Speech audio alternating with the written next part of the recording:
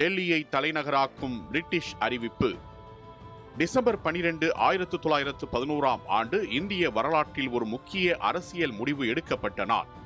கிட்டத்தட்ட 200 ஆண்டுகள் பிரிட்டிஷ் ஆட்சியின் நிர்வாக தலைமையில் ஒருங்கிணைந்திருந்த கல்கத்தா நகரம் அன்றே தனது மூலதனம் என்ற அந்தஸ்தை இழந்தது.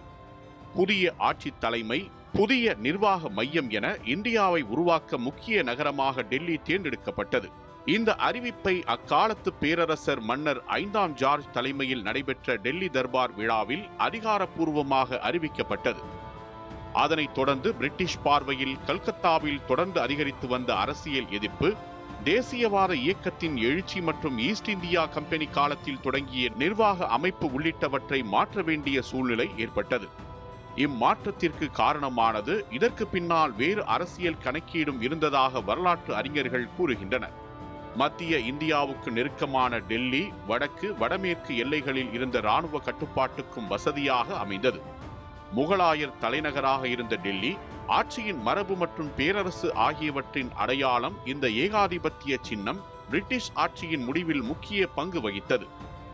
இந்த அறிவிப்புக்கு பின் புதிய நகரமாக டெல்லி தொடங்கப்பட்டது. புகழ்பெற்ற கட்டிடக் கலைஞர்கள் எட்வின் லுட்யன்ஸ் மற்றும் ஹெர்பர்ட் பேக்கர் வடிவமைத்தனர். இந்தியாவின் குடியரசுத் தலைவரின் ராஷ்டிரபதி பவன் முதல் பாராளுமன்ற வீதி வரை இன்று வரை இந்திய ஜனநாயகத்தின் சின்னங்களாக நிற்கின்றன. காலம் மாறியது, பேரரசுகள் மறைந்தன. ஆனால் டிசம்பர் 12, 1911 அன்று எடுக்கப்பட்ட முடிவு இன்று வரை இந்திய அரசியல், நிர்வாகம், அதிகாரத்தின் மையமாக நியூ டெல்லி திகழ்ந்து வருகிறது.